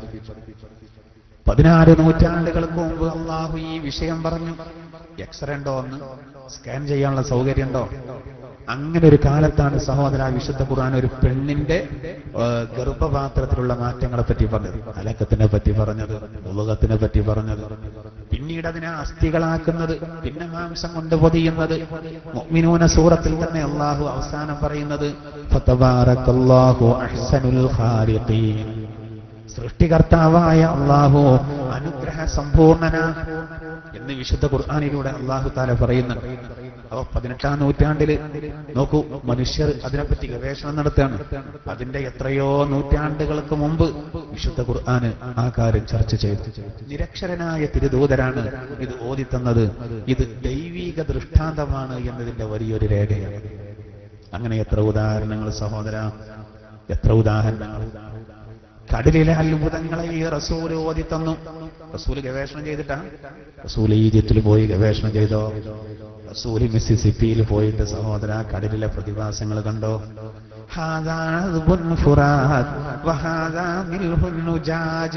ഒരു ഭാഗത്ത് സ്വച്ഛമായ വെള്ളം, ഒരു ഭാഗത്ത് ഉപ്പുവെള്ളം. ഇത് റസൂല് ഗവേഷണം ചെയ്തിട്ടാ? അല്ലല്ലോ സഹോദര. മറജൽ ബഹ്റൈനി യൽതഖിയാൻ ബൈനഹുമാ ബർസഖുൻ ലാ യബ്ഗിയാൻ. രണ്ട് കടലുകളെ നടത്തിയവനാണ് അവൻ. ആ രണ്ട് കടലുകൾക്കിടയിൽ അവൻ ഒരു ബർസഖ് സ്ഥാപിച്ചു, ഒരു മറ. ഇന്ന് നമ്മുടെ കുട്ടികൾ സ്കൂളിൽ പഠിക്കുന്നു. രണ്ട് കടലുകൾ, ഒരു ഭാഗത്ത് ഉപ്പുവെള്ളം, ഒരു ഭാഗത്ത് ശുദ്ധവെള്ളം. ഈ രണ്ട് വെള്ളവും പരസ്പരം തട്ടി കിലോമീറ്ററുകളോളം മുന്നോട്ട് പോകുന്നു, പക്ഷെ മിക്സ് ആകുന്നില്ല. സയൻസ് പറയുന്നത് ഒരു വാട്ടർ ബാരിയർ, ഒരു വെള്ളത്തിന്റെ മറ ഉള്ളതുപോലെ. ഖുർആൻ പറയുന്നത് ബൈനഹുമാ ബർസഖുൻ ലാ യബ്ഗിയാൻ. അത് പരസ്പരം ഇടിച്ചു കയറാതിരിക്കാൻ അതിന്റെ ഇടയിൽ ഒരു മറ സ്ഥാപിച്ചവനാണ്, ബർസഖ് സ്ഥാപിച്ചവനാണ്. സഹോദര കടലിൽ പോയി ഈ പ്രതിഭാസത്തെ പറ്റി ഗവേഷണം ചെയ്യാൻ കഴിയാത്ത പ്രവാചകൻ വറ്റി വരണ്ട് കിടക്കുന്ന ഭൂമിയിൽ വെച്ച് നമുക്കിത് ഓതിത്തന്നു. എന്ത് മനസ്സിലാക്കണം? നിരക്ഷരനായ പ്രവാചകൻ ഇത് ഓതിത്തരുമ്പോ സഹോദര അതിൽ നിന്ന് നമ്മൾ മനസ്സിലാക്കണം ഇത് അള്ളാഹുവിന്റേത് തന്നെയാണ്. ഇത്രമാത്രം അത്ഭുതങ്ങൾ ഖുർആൻ പറയാം. സഹോദര നമ്മുടെ വിരലിന്റെ അഗ്രം അത് ഉപയോഗിച്ച്, നമ്മുടെ പെരുവരലിന്റെ ഒരു അഗ്രം ഉപയോഗിച്ച് ഒപ്പുവെക്കാറുണ്ട് സഹോദര നമ്മൾ. ഇന്ന് അനേകം കോടി മനുഷ്യരുണ്ട് ലോകത്ത്. ഓരോരുത്തരുടെ വിരലിന്റെ അടയാളവും വ്യത്യസ്തമാണ്. കഴിഞ്ഞുപോയ ആളുകളുടേതും ഇന്നത്തുള്ള ആളുകളുടേതും ഇനി വരാൻ പോകുന്ന മുഴുവൻ ആളുകളുടേതും നമ്മൾ പരിശോധിച്ചു നോക്കിയാൽ അതൊക്കെ വ്യത്യസ്തമാണ്. ഓരോരുത്തരുടെയും ഭിന്നമാണ്. ഓരോരുത്തരുടെ ചിന്തിക്കൂ. വിശുദ്ധ ഖുർആൻ ഇതിലേക്ക് വിരൽ ചൂണ്ടിയിലെ നേരത്തെ ഫിംഗർ പ്രിന്റിനെ സംബന്ധിച്ച് ഇന്ന് നമുക്ക് വളരെ വ്യക്തമായിട്ട് മനസ്സിലാക്കാൻ സാധിക്കും. അതൊരു അത്ഭുതമാണ്. ഒരാളെ തിരിയാനുള്ള ഒരു നല്ല അടയാളമാണ് അവന്റെ വിരലടയാളം. പ്രമാദമായ പല കേസുകളും തെളിഞ്ഞത് ആളെ തിരിച്ചറിയാൻ കഴിയാത്ത അവസ്ഥയിൽ ഒരു വിരല് കിട്ടിയെങ്കിൽ അതുകൊണ്ട് ആളെ തിരിച്ചറിയാൻ കഴിയുന്നൊരവസ്ഥ. മഹാത്ഭുതം. മരിച്ചവരെ എങ്ങനെ അള്ളാഹു ജീവിപ്പിക്കുമെന്ന് അനാവശ്യമായ ഒരു കൂട്ടർ തർക്കിച്ചപ്പോ ഖുർആൻ പറഞ്ഞത് എന്താണ്? ബലാ ഖാദിരീന അലാ അൻ മുസവ്വിയ ബനാന. അൽ ഖിയാമയിൽ അല്ലാഹു പറഞ്ഞു ബലാ ഖാദിരീന അലാ അൻ മുസവ്വിയ ബനാന. അവന്റെ വിരൽ കൊടികളെ ശരിപ്പെടുത്താൻ കഴിയുന്ന രൂപത്തിൽ മടക്കിപ്പടക്കാൻ, ശരിപ്പെടുത്തി മടക്കിപ്പടക്കാൻ കഴിയുന്നവനാണ് അല്ലാഹു. അള്ളാഹിനെ പറ്റി പറഞ്ഞിട്ടുണ്ട്. മടക്കി പടക്കുന്നു മാത്രമല്ല, മടക്കി പടക്കുമ്പോ നേരത്തെ അവന്റെ വിരലിന്റെ തെല്ലെങ്ങനെയാണ് അതേപോലെ. എന്റെ പ്രത്യേകം എടുത്തു പറഞ്ഞ് എത്ര അവയവങ്ങളുണ്ട് ഒരു മനുഷ്യന്റെ ശരീരത്തിൽ. പ്രത്യേകം അല്ലാഹു തആല അവന്റെ വിരലിന്റെ തെല്ലിനെ പറ്റി പറയാം, അഗ്രത്തെ പറ്റി പറയാം. എങ്ങനെയാ റസൂല് തോന്നിത്തന്നത്? അതുകൊണ്ട് സഹോദര നമുക്ക് മനസ്സിലാക്കാൻ സാധിക്കും വിശുദ്ധ ഖുർആൻ എന്ന് പറയുന്നത് അത് അള്ളാഹുവിൽ നിന്ന് തന്നെയാണ്. അങ്ങനെ എത്രയോ സംഗതികൾ, എത്ര അത്ഭുതങ്ങൾ. മലപ്പാരിനെ പറ്റി ഇന്നല്ലേ സയൻസ് പഠിച്ച ജനങ്ങൾക്ക് കൂടുതൽ അറിവ് കിട്ടിയത് സഹോദര ഇന്നല്ലേ. എന്നാൽ 14 മുമ്പ് നിരക്ഷരനായ തിരുദൂതർ ആ കാര്യം പറഞ്ഞില്ലേ. ഇന്നൊക്കെ ആരോഗ്യ മാസികകളിൽ മുസ്ലിങ്ങളല്ലാത്തവർ പോലും എഴുതുന്നത് കുട്ടികൾക്ക് മുലപ്പാല് കൊടുക്കുന്നത് മാതാക്കള് 6 മാസത്തിൽ ചുരുക്കാതെയും 2 വർഷത്തിൽ അധികരിക്കാതെയും കൊടുക്കണമെന്ന് ഈ അടുത്ത് നമ്മുടെ ഒരു പത്രത്തിൽ എഴുതി ഒരു അമുസ്ലിമായ വിഷയകരം. ആരോഗ്യം നിലനിൽക്കാൻ വേണ്ട കാര്യങ്ങൾ ഇങ്ങനെ അക്കമിട്ട് എഴുതിയപ്പോ അതിൽ പ്രധാനമായിട്ടും രണ്ടാമതായിട്ട് കൊടുത്തത് ഉമ്മമാർ 2 വർഷം കുട്ടികൾക്ക് മുല കൊടുക്കണം. ഒരു മുസ്ലിം എഴുതിയതാണെങ്കിൽ പറയുന്നത് ആ മുസ്ലിങ്ങൾ അങ്ങനെ തന്നെയല്ലേ എഴുതുക. ഖുർആൻ പറഞ്ഞത് എന്താ? വൽവാലിദാതു യുർളിന ഔലാദഹുന്ന ഹൗലൈനി കാമിലൈൻ. മാതാക്കൾ തങ്ങളുടെ കുട്ടികൾക്ക് പൂർണ്ണമായും 2 വർഷം മുല കൊടുക്കണം. ഖുർആൻ പറയാണ് 2 വർഷം മുല കൊടുക്കണം എന്ന്. മുലപ്പാലിൽ ഒരുപാട് കാര്യങ്ങൾ അടങ്ങിയിട്ട്. ഇന്ന് സയൻസ് പറയാം ക്യാൻസറിനെ പ്രതിരോധിക്കാനുള്ള ഔഷധമാണ് അത്രയും മുലപ്പാൽ. 2 കൊല്ലമെങ്കിലും കുട്ടികൾക്ക് മുലപ്പാൽ കൊടുത്താൽ ഭാവിയിൽ ആ കുട്ടികൾക്ക് ക്യാൻസർ വരാനുള്ള സാധ്യത കുറവാണെന്ന്. മുലപ്പാൽ വല്ലാത്തൊരു ഔഷധം. ഈ മുലപ്പാലല്ലാത്ത പാലുകൾ അതിനെപ്പറ്റിയും ഖുർആൻ പറഞ്ഞില്ലേ, തേനെ പറ്റി പറഞ്ഞില്ലേ? അതൊക്കെ ശാസ്ത്രീയമായിട്ട് തെളിയിക്കപ്പെട്ട സംഗതികളാണ്. നിരക്ഷരനായ അള്ളാന്റെ തിരുദൂതർ ഇത്തരം ഒരുപാട് കാര്യങ്ങൾ പറഞ്ഞു. ഇനി അത് മാത്രമല്ല, ഇപ്പൊ ഖുർആനിൽ പറഞ്ഞ ഓരോ സംഭവങ്ങൾ നോക്കൂ, ചരിത്രങ്ങൾ നോക്കൂ നിങ്ങൾ. അക്ഷരജ്ഞാനമില്ലാത്ത അള്ളാന്റെ തിരുദൂതർ വേറെ ഏതെങ്കിലും വേദഗ്രന്ഥങ്ങൾ നോക്കി പറയാൻ എനിക്ക് കഴിയില്ല. ഇപ്പൊ ഉദാഹരണത്തിന് സൂറത്തുൽ കഹ്ഫ് അള്ളാന്റെ തിരുദൂതർ കൊണ്ടുവന്ന് സത്യമാണെന്നല്ല വലിയ രേഖയല്ലേ? ജോർദാന്റെ തലസ്ഥാനമായ അമ്മാനിൽ നിന്നൊരു 30 കിലോമീറ്റർ പോയാൽ ഇന്ന് നമുക്ക് കാണാൻ കഴിയുന്ന ഒരു യാഥാർത്ഥ്യമാണ് ഗുഹാവാസികളുടെ ആ ഗുഹ. 7 ചെറുപ്പക്കാർ അവർ ധീരത കാണിച്ച സ്ഥലം ആലോചിച്ച് നോക്കൂ. അസ്ഹാബുൽ കഹ്ഫിന് കാവൽ നിന്ന നായയുടെ ശവകുടീരം പോലും ഒരു ഗ്ലാസിന്റെ ഉള്ളിൽ ഇപ്പോഴും അവിടെ ഉണ്ട്. വിശുദ്ധ ഖുർആനിൽ അല്ലാഹു തആല അസ്ഹാബുൽ കഹ്ഫിനെ പറ്റി പറയുന്നു. വിശുദ്ധ ഖുർആനിലെ സബഅ് സൂറത്തിൽ അല്ലാഹു ഒരു പുരാതന അണക്കെട്ടിനെ സംബന്ധിച്ച് പറയുന്നുണ്ട്. ഒരു അണക്കെട്ടിനെ നശിപ്പിച്ചത് ഫഅർസൽനാ അലൈഹിം സൈലൽ ആരിം. ആ അണക്കെട്ടിലെ ജലപ്രവാഹത്തെ അവർക്ക് നേരെ തിരിച്ചുവിട്ടു എന്ന് ഖുർആൻ പറയുന്നുണ്ട്. അത് സത്യമാണ്. നിരക്ഷരനായ നബിതങ്ങൾ നോക്കൂ, നിരക്ഷരനായ നബിതങ്ങൾ അറേബ്യയിൽ വെച്ച് ഓതിത്തന്നു. ഈ ആയത്ത് സബഅ് സൂറത്തിലൂടെ ഓതിത്തന്നു. ഇന്നും സഹോദര യമനിൽ പോയാൽ സബഇല് ആ അണക്കെട്ടിന്റെ അവശിഷ്ടം കാണാം. എത്ര നമ്മുടെ നബി വരേണ്ട എത്ര മുമ്പാണ് അതൊക്കെ. ഇന്നും ആ അണക്കെട്ടിന്റെ അവശിഷ്ടം അതുപോലെ കിടക്കാം. അങ്ങനെ ഓരോന്നും സമൂഹ വിഭാഗത്തെ പറ്റി ഖുർആൻ പറഞ്ഞത്, ആദ് വിഭാഗത്തെ പറ്റി ഖുർആൻ പറഞ്ഞത്, നൂഹ് നബിയുടെ ജനതയെ പറ്റി ഖുർആൻ പറഞ്ഞത്. സഹോദരായി ഇതെല്ലാം ഒരു അത്ഭുതമായി നിലകൊള്ളുന്നു. ഫിർഔനെ പറ്റി ഖുർആൻ പറഞ്ഞത്. ഇന്നും ഈജിപ്തിൽ പോയാൽ കൈറോവില് റോയൽ മമ്മി മ്യൂസിയത്തിൽ കാണാൻ കഴിയും 2ാം ഫറോവയുടെ ഭൗതിക ശരീരം. പോയി നോക്കാതെ റസൂൽ ഓതി തന്നു, ഫൽയൗമ നുനജ്ജീക ബിബദനിക ലിതകൂന ലിമൻ ഖൽഫക ആയ. ഇതൊക്കെ നമ്മൾ പഠിക്കുന്നത്. ഇതൊക്കെ എന്തിനാ ഞാൻ പറയുന്നറിയോ? അക്ഷരജ്ഞാനമില്ലാത്ത റസൂൽ ഓതി തന്ന വചനങ്ങളാണിത്. റസൂല് അവിടെ അള്ളാഹുവിനുള്ള ദൗത്യം നിർവഹിക്കുകയാണ്. വചനങ്ങൾ അള്ളാഹുവിൻ്റെതാണ്.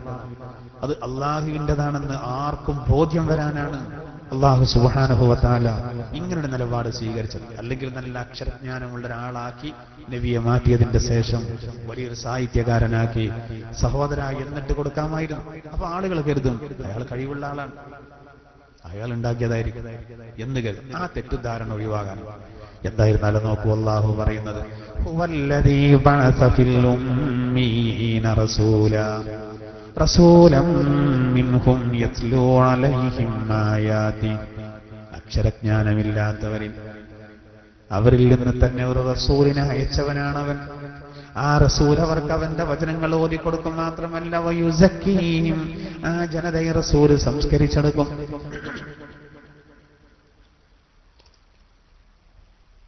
സംസ്കരിച്ചെടുത്തു അവരെ. സഹോദര, ആ ജനതയെ അല്ലാഹു റസൂൽ സംസ്കരിച്ചെടുത്തു. റസൂൽ ആയത്തിനെ ഓതിക്കൊടുത്താൽ എത്രമാത്രം പരിവർത്തനം അവരിൽ വന്നിരുന്നു. ലൻ തനാലുൽ ബിർറ ഹത്താ തുൻഫിഖൂ മിമ്മാ തുഹിബ്ബൂൻ. നിങ്ങൾ ഏറെ ഇഷ്ടപ്പെടുന്നത് മറ്റുള്ളവർക്ക് ചെലവഴിച്ചെങ്കിൽ മാത്രമേ നിങ്ങൾക്ക് അല്ലാഹുവിൽ നിന്ന് നന്മ ലഭിക്കൂ. അല്ലാഹു ഖുർആനിൽ പറഞ്ഞാണ്. ഈ ഒറ്റ ആയത്ത് കാരണമാണ് അബൂ തൽഹ റളിയല്ലാഹു അൻഹു താൻ ഏറെ ഇഷ്ടപ്പെടുന്ന തന്റെ ബൈറുഹാ എന്ന് പറയുന്ന തോട്ടം അള്ളാന്റെ മാർഗത്തിൽ നൽകി. നിങ്ങൾ ആലോചിച്ച് നോക്കൂ, ഒറ്റ ആയത്ത് കൊണ്ടാണ്.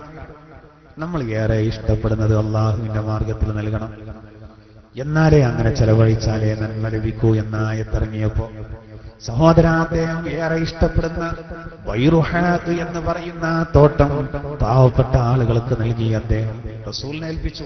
അർജു ബിർറഹാ വദുഖറാ ഇൻദല്ലാഹ്, അല്ലാഹുവിന്റെ അരികിൽ ഒരു വലിയ വരുമാനമായിട്ട് അത് കിടക്കട്ടെ എന്നാ പറഞ്ഞത്. അതാ നല്ലതിന് നമ്മൾ ചെലവഴിക്കുന്നത്. അതിനാണ് സഹോദര നല്ലതിന് വേണ്ടി നമ്മൾ ചെലവഴിക്കുന്നത്. പരിവർത്തന സംസ്കരിച്ചെടുത്തു ആ വഴി. റസൂലൊരിക്കൽ എഴുന്നേറ്റെന്ന് ചോദിച്ചു, ഒരു അതിഥിയുണ്ട് എനിക്ക്, ആരാണ് ആ അതിഥിക്ക് ഭക്ഷണം കൊടുക്കുക? അബൂ തൽഹ റളിയല്ലാഹു അൻഹു എഴുന്നേറ്റെന്ന് പറഞ്ഞു, നബിയെ ഞാൻ കൊണ്ടുപോകാം. പക്ഷെ വീട്ടിൽ കൊണ്ടുപോയി നോക്കുമ്പോ അബൂ തൽഹ റളിയല്ലാഹു അൻഹുവിന്റെ വീട്ടിൽ ആകെ അല്പം ഭക്ഷണം മാത്രമേ ഉള്ളൂ, തന്റെ കുട്ടികൾക്ക് എടുത്തു വെച്ച ഭക്ഷണം.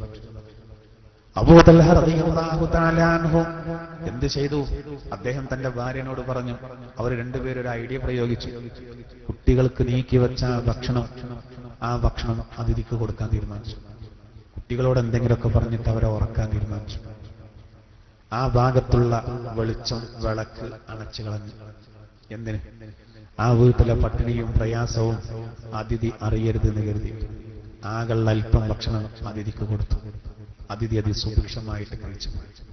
എന്തൊരു പരിവർത്തനം സഹോദരാ! നിങ്ങൾ നോക്കൂ, തൊട്ടതിനും തോന്നിയതിനും മുഴുവനും വടക്കടിച്ചിരുന്ന ഒരു ഒട്ടകം വേലി ചാടിയാൽ പോലും അതിന്റെ പേരിൽ വലിയ കലാപമുണ്ടാക്കിയിരുന്ന ഒരു വിഭാഗം, ആ വിഭാഗം ആളുകളാണ്, അവരാണ് സഹോദര ഈ രൂപത്തിൽ ആയി വന്നത്. എന്തൊരു സ്നേഹം!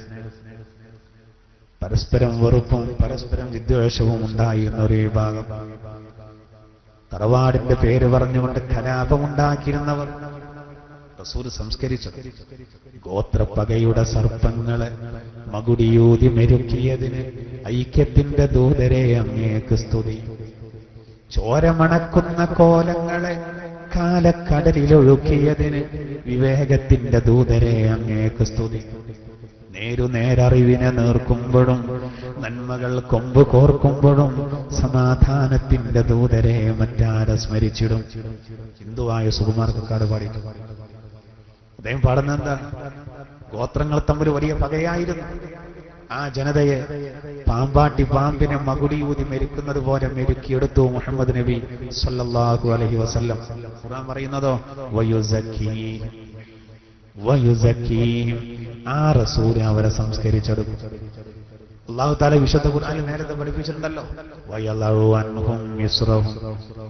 വിശുദ്ധ ഖുർആനിൽ തന്നെ അറാഫ് സൂറത്തിൽ നബിയെ പറ്റി അല്ലാഹു പറഞ്ഞില്ലേ, വയളഉ അൻഹും ഇസ്റഹും വല്ലഗ്ലാലല്ലതീ കാനത് അലൈഹിം. തൗറാത്തിലും ഇഞ്ചീലിലും ഈ റസൂലിനെ പറ്റി അല്ലാഹു പഠിപ്പിച്ചത് അങ്ങനെയാണ്. വയളഉ അൻഹും ഇസ്റഹും, അവരിലുള്ള ഭാരങ്ങളെ ആ റസൂൽ ഇറക്കി വെക്കും. വല്ലഗ്ലാലല്ലതീ കാനത് അലൈഹിം, അവരിലുള്ള ചങ്ങലകളെയും ആ റസൂല് പൊട്ടിക്കും, അടിച്ചു വെക്കും. അല്ലെങ്കിൽ ആ ചങ്ങലകളെ റസൂലായി. എന്താ അതിന്റെ ഉദ്ദേശം? ഇതൊക്കെ തന്നെ. ലക്ഷ്യബോധമില്ലാത്തൊരു ജനതയെ അള്ളാന്റെ തിരുദൂതർ സംസ്കരിച്ചെടുക്കും. ഉമർ റളിയല്ലാഹുവിനൊക്കെ വന്ന പരിവർത്തനത്രേ. എന്താ കാരണം? ആരാണ് അതിന്റെ കാരണക്കാരൻ? അള്ളാന്റെ തിരുദൂതർ മുഹമ്മദുർ റസൂലുള്ളാഹി സ്വല്ലല്ലാഹു അലൈഹി വസല്ലം. റസൂലിന്റെ വലിയ എതിരാളികളായിരുന്നവർ പിന്നീട് നന്നായവർ. എത്രമാത്രം വലിയ മാറ്റം വന്നു അവർക്ക്, എത്രമാത്രം വലിയ വിശുദ്ധി വന്നു അവർക്ക്. പിന്നെ അള്ളാഹിലുള്ള ദിക്ർ മാത്രം, അള്ളാഹ് റസൂലിനെ പരിപൂർണമായി അനുസരിച്ചു അവർ. അള്ളാഹു പറയാണ് റസൂൽ സംസ്കരിച്ചെടുക്കും. മാത്രമല്ല വയുഅല്ലിമുഹുൽ കിതാബ വൽ ഹിക്മ, വേദത്തെയും ജ്ഞാനത്തെയും ആ റസൂൽ അവർക്ക് പഠിപ്പിക്കും. ഖുർആൻ അവർക്ക് ശരിക്ക് പഠിപ്പിച്ചു റസൂൽ. ഹിക്മത്ത് പഠിപ്പിച്ചു. അത് തിരുദൂതരുടെ ചര്യ. പരിശുദ്ധ ഖുർആനിൽ തന്നെ അള്ളാഹു ഇബ്രാഹിം നബി അലൈഹി സ്വലാത്തു വസ്സലാമിന്റെ പ്രാർത്ഥന പറയുന്നുണ്ടല്ലോ, റബ്ബനാ വബ്അസ് ഫീഹിം റസൂലൻ മിൻഹും. മഹാനായ ഖലീലുല്ലാഹി ഇബ്രാഹിം നബി മക്കയിൽ വെച്ച് ദുആയിരുന്നു. പരിശുദ്ധ കഅബ ആലയം കെട്ടിപ്പൊക്കിയതിന്റെ ശേഷം തന്റെ ഇസ്മായിൽ എന്ന കുട്ടിയോട് കൂടെ നിന്നിട്ട് അള്ളാഹുവിന്റെ ഖലീലായ ഇബ്രാഹിം നബി അന്ന് ദുആ ചെയ്തത്, നാദാ അവസാനത്തെ ഉമ്മത്തിൽ അവരിൽ നിന്ന് റസൂലിനെ നീ അയക്കണം. യത്ലൂ അലൈഹിം ആയാതിക്, ആ റസൂലിന്റെ ആയത്തുകൾ ആ ജനതയ്ക്ക് ഓതി കൊടുക്കും. വയുഅല്ലിമുഹുൽ കിതാബ വൽ ഹിക്മ. ആരാ ദുആയിരിക്കുന്നത്? നമ്മുടെ റസൂല് വരുന്നതിന് മുമ്പ്, എത്രയോ നൂറ്റാണ്ടുകൾക്ക് മുമ്പ് നമ്മുടെ തിരുദൂതർ മക്കയിൽ ഭൂജാതനാകുന്നതിന്റെ എത്രയോ നൂറ്റാണ്ടുകൾക്ക് മുമ്പ് അള്ളാഹുവിന്റെ ഖലീലായ ഇബ്രാഹിം നബി അള്ളാഹുവോട് ദുആ ചെയ്യുകയാണ്. ആ ഇബ്രാഹിം നബിക്ക് ശേഷം 10,000 നബിമാർ വന്നു, ഇസ്രായേലി പ്രവാചകന്മാർ. അതിന്റെ ശേഷമാണ് ഈ റസൂല് വരുന്നത്. ഈ റസൂലിന്റെ വരവിന് വേണ്ടി ദുആ ചെയ്യുകയാണ് ആര്? മഹാനായ ഇബ്രാഹിം നബി. അതിൽ പറഞ്ഞെന്താ? അവസാനത്തെ റസൂല് വന്നാൽ ആ റസൂല് വേദവും ഹിക്മത്തും അവർക്ക് പഠിപ്പിക്കും. അവിടെ ഹിക്മത്ത് പ്രവാചക ചര്യ, വേദം വിശുദ്ധ ഖുർആൻ. ഇവിടെ പറയുന്നതോ, ഇവിടെ പറയുന്നു വയുഅല്ലിമുഹുൽ കിതാബ വൽ ഹിക്മ. ആ റസൂല് വേദത്തെ പഠിപ്പിക്കും, അതുപോലെ ഹിക്മത്തിനെ, ജ്ഞാനത്തെയും അവർക്ക് പഠിപ്പിക്കും. ഖുർആൻ പഠിപ്പിക്കാനുള്ള വിശുദ്ധ ഖുർആന്റെ വചനങ്ങൾ എല്ലാം പഠിക്കാൻ ആർക്കും കഴിയില്ല. അള്ളാന്റെ വചനങ്ങളല്ലേ, അതിന് ഒരുപാട് വിശാലതയുണ്ടാവും. നമ്മൾ എത്ര അർത്ഥം വെച്ചാലും സഹോദര, അള്ളാന്റെ വചനങ്ങൾ എന്നാൽ ജ്ഞാനങ്ങളുടെ ഒരു ആഴക്കടലാകുന്ന വിശുദ്ധ ഖുർആൻ തിരുദൂതർ അത് പഠിപ്പിച്ചു അന്നത്തെ സമകാലികർക്ക്. അവർ അത് കൈമാറി താബിഈകൾക്ക്, അവർ കൈമാറി താബിഈങ്ങൾക്ക്. അങ്ങനെ കൈമാറി വന്ന പൈതൃകമാണ് നമ്മുടെ കൈവശമുള്ളത്. അല്ലാഹു പറയുന്നത് വഇൻ കാനൂ മിൻ ഖബ്ലു ലഫീ ളലാലിൻ മുബീൻ. അതിനു മുമ്പ് അവർ വ്യക്തമായ പടവിലായിരുന്നു, വളരെ മോശമായിരുന്നു അവർ. അങ്ങനെ മോശപ്പെട്ട ആ ജനതയെയാണ് അള്ളാഹുവിന്റെ തിരുദൂതർ സംസ്കരിക്കുന്നത്. ഇത് നോക്കൂ, റസൂല് ആ കാലഘട്ടത്തേക്ക് മാത്രമല്ല എന്ന് അടുത്ത ആയത്ത് തെളിയിക്കാം. വആഖരീന മിൻഹും ലമ്മാ യൽഹഖൂ ബിഹിം. അവരോട് വന്നു ചേർന്നിട്ടില്ലാത്ത മറ്റൊരു വിഭാഗത്തിലേക്കും റസൂല് അയക്കപ്പെട്ടിരിക്കുന്നു എന്ന് പറഞ്ഞാൽ അറബികൾക്ക് മാത്രമല്ല, അനറബികൾക്കും എല്ലാവരിലേക്കും. വഹുവൽ അസീസുൽ ഹകീം. അവൻ പ്രതാപശാലിയാണ്, അവൻ അഗാധജ്ഞാനിയാകുന്നു. ഒന്നാമത്തെ ആയത്തിൽ അള്ളാഹു പറഞ്ഞ കാര്യം അത് സഹോദര മൂന്നാമത്തെ ആയത്തിൽ വീണ്ടും അള്ളാഹു ആവർത്തിക്കും. അള്ളാഹു അസീസാണ്, ഹകീമാണ്, അവൻ പ്രതാപശാലിയാണ്, അവൻ ഇസ്സത്തുള്ളവനാണ്, അതോടുകൂടെ വലിയ വിവരത്തിന്റെ ഉടമയാണ്. അങ്ങനെയുള്ള അള്ളാഹു ആ വിവരത്തിൽ നിന്ന് അല്പം തിരുദൂതർക്ക് കൊടുക്കുക. ആ അല്പം തന്നെ വളരെ വിശാലമായത്, വളരെ വിശാലമായത്. എല്ലാം കൂടി കേൾക്കാൻ, ഏറ്റെടുക്കാൻ നമ്മളെ കൊണ്ട് കഴിയില്ലല്ലോ. അള്ളാഹു വിശുദ്ധ ഖുർആൻ നബി മുഖേന നമുക്ക് നൽകും, ആ റസൂല് മുഖേന നൽകും. അതാവട്ടെ ഒരു പ്രത്യേക കാലത്തേക്ക് മാത്രമല്ല, ലോകത്തിന്റെ എല്ലാ ഭാഗത്തുമുള്ള മുഴുവൻ ആളുകളിലേക്കും അള്ളാഹുവിന്റെ തിരുദൂതരെ അള്ളാഹു അയച്ചു വന്നു. ഇത് പറയുമ്പോ എന്തേ കാരണം? അതിന് റസൂലിനെയാണ് തെരഞ്ഞെടുത്തത്. അബൂജഹലിന് അതിൽ പ്രയാസമുണ്ടായിരുന്നു, വലീദ് ഇബ്നുൽ മുഗീറക്ക് പ്രയാസമുണ്ടായിരുന്നു. അബൂജഹൽ പറഞ്ഞത് പ്രവാചകനാകേണ്ടിയിരുന്നത് ഈ ദരിദ്രവാസിയല്ല, ആരാ? ഞാനാകണം. മക്ക മുതൽ ത്വായിഫ് വരെ ഭൂമിയുടെ ഉടമയായിരുന്നു വലീദ്. അവൻ പറഞ്ഞത് ഒന്നുകിൽ ഞാനാവണം. കൊല്ലണ്ടാളെ നേതാക്കന്മാര്. അബൂജഹൽ പറയാണ് ഒന്നുകിൽ ഞാനാകേണ്ടിയിരുന്നു പ്രവാചകൻ, അല്ലെങ്കിൽ വലീദാകേണ്ടിയിരുന്നു. ഞങ്ങളെല്ലാം ആകേണ്ടത്. ഉത്തുബത്തിന് ഞാനാകണം എന്നായിരുന്നു. ഉത്തുബത്തിന് റബിയ, അവൻ പ്രഭാഷകനായിരുന്നു. എന്ത് കളവും സ്ഥിരപ്പെടുത്താൻ കഴിവുള്ള, അപാരമായ കഴിവുള്ള ആളായിരുന്നു അവൻ. ഓരോരുത്തർക്കും ഓരോ ആഗ്രഹമാണ്. അതുകൊണ്ട് അള്ളാന്റെ റസൂലിനെ അവർ എതിർക്കുകയാണ്. അങ്ങനെ ഉണ്ടല്ലോ ചില മഹല്ലുകളിലൊക്കെ, ഒരാളെ കമ്മിറ്റിയിലേക്ക് കൊണ്ടുവന്നാൽ അവരോട് വിയോജിപ്പുള്ള ആളുകളുണ്ടെങ്കിൽ എത്ര നല്ല കാര്യം കൊണ്ടുവന്നാലും പാരോ അതിനെ എതിർക്കും. അതിന് കുഴപ്പമുണ്ടായിട്ടല്ല, ഇയാളോടുള്ള വെറുപ്പാണ്. ഇനി അയാൾക്ക് ആണ് സ്ഥാനം കൊടുത്തിട്ട് മറ്റയാള് ആണ് സ്ഥാനം പോയാൽ അപ്പൊ അയാൾ എതിരാവും, പ്രതിപക്ഷത്തിരിക്കും. മനുഷ്യന്റെ ഒരു ചീഞ്ഞ സ്വഭാവമാണ്, ഒരിക്കലും പാടില്ലാത്തതാണ്. പരിശുദ്ധ ഖുർആൻ സത്യമാണെന്ന് ബോധ്യം വിട്ടിട്ടും അബൂജഹൽ എന്താ പറഞ്ഞത്? അബൂജഹലിനെ എതിർക്കാൻ കാരണം ഒരിക്കലും തുറന്നു പറഞ്ഞു. പറയപ്പെട്ട ആള് പിന്നെ ഇസ്ലാം സ്വീകരിച്ചുകൊണ്ടാണ് ഈ കള്ളി പുറത്തു വന്നത്.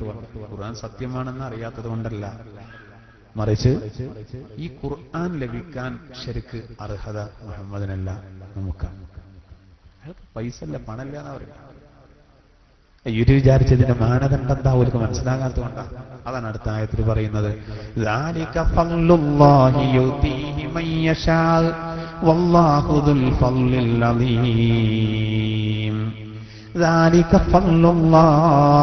അത് അള്ളാഹുവിന്റെ മഹാ അനുഗ്രഹമാണത്.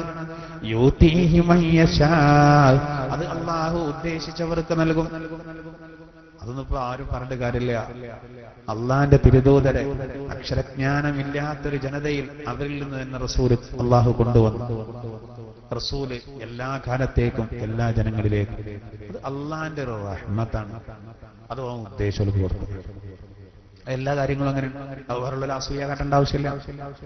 അവർക്ക് പാവപ്പെട്ട മുഹാജിറുകൾ നബിയുടെ അരികെ വന്നു അള്ളാന്റെ തിരുദൂതരോട് പറഞ്ഞു, അള്ളാന്റെ തിരുദൂതരെ, അൻസ്വാറുകൾ, പണമുള്ള ആളുകൾ, പണമുള്ള മുതലാളിമാര്, അവർക്ക് സദഖ ചെയ്ത കൂലിയുണ്ട്.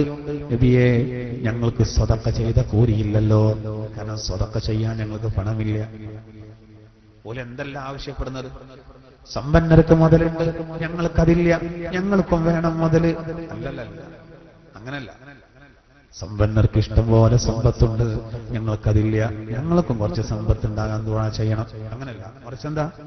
സമ്പന്നർ ദാനധർമ്മങ്ങൾ ചെയ്യുന്നു, അതിന്റെ പ്രതിഫലം അവർക്കാണ്. ഞങ്ങൾക്ക് ദാനധർമ്മം ചെയ്യാൻ ഞങ്ങൾക്ക് പണമില്ല, അതുകൊണ്ട് സമ്പന്നരെ പോലെ പ്രതിഫലം ലഭിക്കാൻ ഞങ്ങൾക്കൊരു മാർഗം പറഞ്ഞു തരണം. ഉടനെ റസൂല് പറഞ്ഞു, നിങ്ങൾ പോയിക്കോളൂ, നിസ്കാര ശേഷം 33 പ്രാവശ്യം സുബ്ഹാനല്ലാഹ് ചൊല്ലിക്കോളൂ, അൽഹംദുലില്ലാഹ് 31 പ്രാവശ്യം ചൊല്ലണം, അല്ലാഹു അക്ബർ 31 പ്രാവശ്യം നിങ്ങൾ ചൊല്ലി 33 പ്രാവശ്യം ചൊല്ലിക്കോളൂ. അങ്ങനെയാണെങ്കിൽ മുതലാളിമാർക്ക് ധർമ്മം ചെയ്തതിന് എത്ര പ്രതിഫലം ലഭിക്കുന്നു, അതുപോലെയുള്ള പ്രതിഫലം നിങ്ങൾക്കും ലഭിക്കുന്നതാണ്. ഇവർക്ക് ഭയങ്കര സന്തോഷമായി. അപ്പൊ ഇവർ മുതലിന് വേണ്ടി വന്നതല്ല. നമ്മളാണെങ്കിൽ എന്താ പറയാ, അയ്യ നമുക്ക് ചെല്ല, ഇനി 33 അല്ല ഉസ്താദെ 66 ചെല്ല, മറ്റീനൊരു ഓഫ് പറയാം, അങ്ങനെ പറയാം. അങ്ങനെയാണ് പറയുക. ഇവരങ്ങനല്ല. അൽഹംദുലില്ലാഹ്, സമ്പന്നർക്ക് ധർമ്മം ചെയ്തതിന്റെ കൂലി കിട്ടുന്നുവെങ്കിൽ അതുപോലെ ഞങ്ങൾക്കും കൂലി. മത്സരയില വേണ്ടതാണ്. അതാണ് ഖുർആൻ പറഞ്ഞത്, വഫീ ദാലിക ഫൽയതനാഫസിൽ മുതനാഫിസൂൻ. മത്സരിക്കുന്ന ആളുകൾ അതിനു വേണ്ടി മത്സരിക്കട്ടെ. കിടമത്സരം വേണ്ടത് അതിനാണെന്ന്. അതാണ് അബൂബക്കർ റളിയല്ലാഹു അൻഹു, ഉമർ റളിയല്ലാഹു അൻഹു ഭയങ്കര ഫൈറ്റ് ആയിരുന്നു. ഇന്ന് ഫൈറ്റ് ഉണ്ടാവും, എല്ലാ മേഖലയിലും ഫൈറ്റ്. രാഷ്ട്രീയ മേഖലയിൽ, സാമ്പത്തിക മേഖലയിൽ, ആത്മീയ മേഖലയിൽ വരെ വാശി. എന്നാൽ അവരെ വാശി ഏത് വിഷയത്തിലാണ്? അവര് ഫൈറ്റാകുന്നത് ഏത് വിഷയത്തിലാണ്? പരലോകത്ത് സ്വർഗം കിട്ടുന്നതിന് ആരോഗ്യകരമായ തല്ലാണ്. ഇവിടെ നോക്കൂ, പാവപ്പെട്ട മുഹാജിറുകൾ ധർമ്മം ചെയ്ത കൂലി കിട്ടണം, അതുപോലുള്ള കൂലി. ആ നിസ്കാരേഷത്തിൽ എല്ലാം പറഞ്ഞു, ഇവര് പോയി. അങ്ങനെ ഇവർ നല്ല ആവേശത്തോടെ ചെല്ലാൻ തുടങ്ങി. ഇത് മുതലാളിമാരറിഞ്ഞു. ഇങ്ങനെ മണത്ത് പിടിക്കല്ലേ, ആ പോലും ചെല്ലാൻ തുടങ്ങി. ആ ഒരു വേക്കിലായില്ലേ. അപ്പൊ ഈ പാവപ്പെട്ടവര് വീണ്ടും വന്നു നബിയുടെ അരികിൽ. നബിയെ, ഇത് മുതലാളിമാരറിഞ്ഞു, അവർ ചെല്ലാൻ തുടങ്ങി. ഇനി വേറെ എന്തെങ്കിലും പോയിന്റ് പോകേ. റസൂലിനാരെ ഇത് നിൽക്കൂല, കാരണം ഒന്ന് പറഞ്ഞു കൊടുത്താൽ അപ്പോൾ ഇവര് രഹസ്യം ചെയ്യുന്നാവൂല, അതും അറിയും മറ്റോല്. അപ്പൊ പിന്നെ ഇതിങ്ങനെ മാലപ്പടക്കം പോലെ ഇത് തീരൂലല്ലോ. അതുകൊണ്ട് റസൂൽ അവരോട് പറഞ്ഞു,